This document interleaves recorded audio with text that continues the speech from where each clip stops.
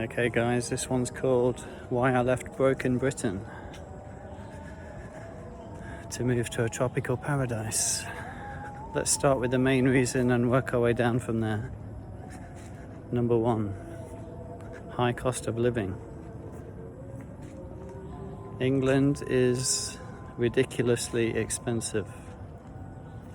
Food, clothing, housing, transportation, petrol, taxation, everything, bills, just gets too much. Combine that with reason number two is one of the main reasons why I left the country.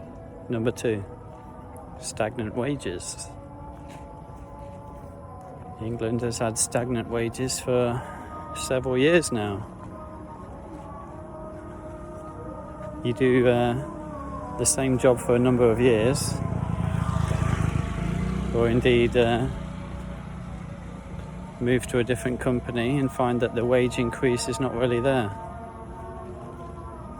But the cost of living has risen significantly during that time.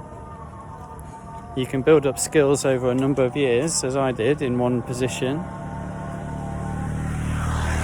and find that your wage is absolutely stagnant and the wage rise is virtually non-existent. Reason number three, too much illegal and legal migration.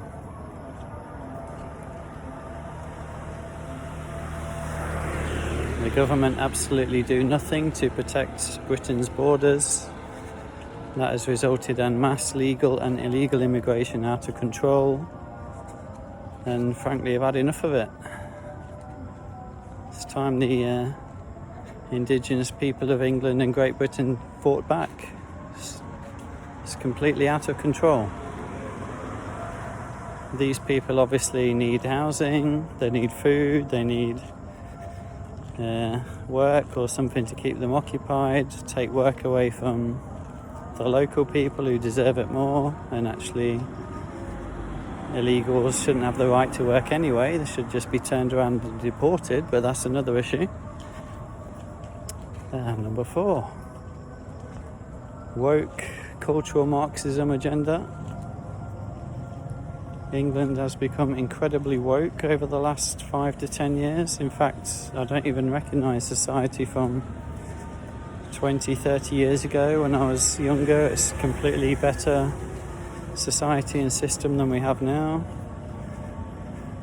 Wokeism, although it will eventually be defeated, is trying to make inroads into people's conscious and subconscious, like gender ideology, the men thinking they're women, women thinking they're men, confusing the children over sexuality, teaching children that they're sexual beings, which is completely wrong and should be considered child abuse. All these things should have no place in a civilized society, but in England in the 2020s somehow they do, or are trying to get into society. This is unacceptable. Next reason, I've lost count now. Women and feminism. The women of England and Great Britain are no longer that attractive or impressive as they used to be. This is partly due to feminism, where they are taught by society or government or led astray that they are somehow mistreated by men or equivalent to men, or should be considering themselves as better than men, competing with men for jobs in the workplace, trying to, for example, personally I'm completely unattracted to a woman who is trying to outdrink me, trying to outsmoke me, out-tattoo me, and all these kind of things. These are masculine endeavours and should remain as such. But in England in the 2020s you can increasingly find women doing these things and thinking they're cool, and it's just not attractive. Let's take a break while we pass this group.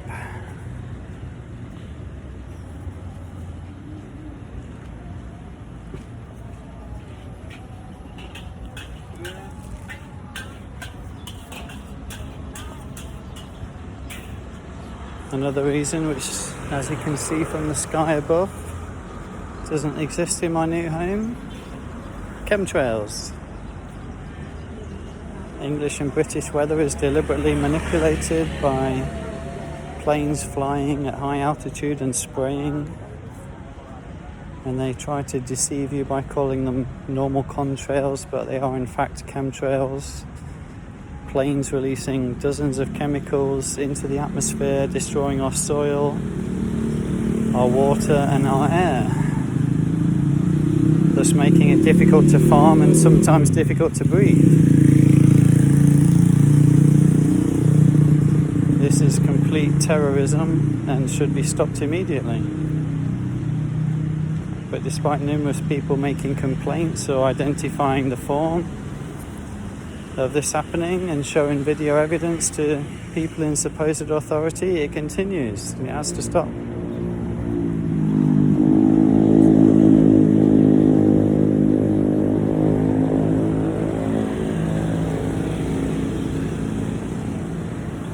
Needless to say, none of these issues presently exist in my new home.